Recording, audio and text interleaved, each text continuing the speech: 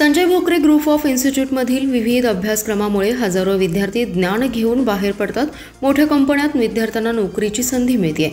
अभियांत्रिकी महाविद्यालयामुळे राज्याच्या शैक्षणिक आणि औद्योगिक प्रगतीला चालना मिळते। गेल्या काही वर्षात या संस्थेने केलेल्या प्रगतीमुळे सांगली जिल्ह्याच्या लौकिकात भर पडल्याचे गौरवोद्गार राज्याचे उपमुख्यमंत्री अजितदादा पवार यांनी काढले। भोकरे इन्स्टिट्यूट राज्यातील एक अग्रगण्य शैक्षणिक संस्था बनेल असा विश्वासही त्यांनी व्यक्त केलाय। मिरज येथील अंबाबाई तालीम संस्थेच्या Sanjay Bhokare group of institute या अभियांत्रिकी महाविद्यालयास उपमुख्यमंत्री अजित पवार यांनी सदिच्छा भेट दिली। त्यांनी महाविद्यालयाच्या शैक्षणिक कार्याची आणि प्रगतीची प्रशंसा करत संस्थेचं कौतुक केलं। या प्रसंगी संस्थेचे अध्यक्ष संजयजी भोकरे, उपाध्यक्ष व महाराष्ट्र राज्य मराठी पत्रकार संघाच्या digital media all India journalist असोसिएशनचे प्रदेशाध्यक्ष सिद्धार्थ भोकरे यांच्या हस्ते उपमुख्यमंत्री पवार यांचा शाल, सन्मानचिन्ह आणि चांदीची गदा देऊन सन्मानित करण्यात आलं।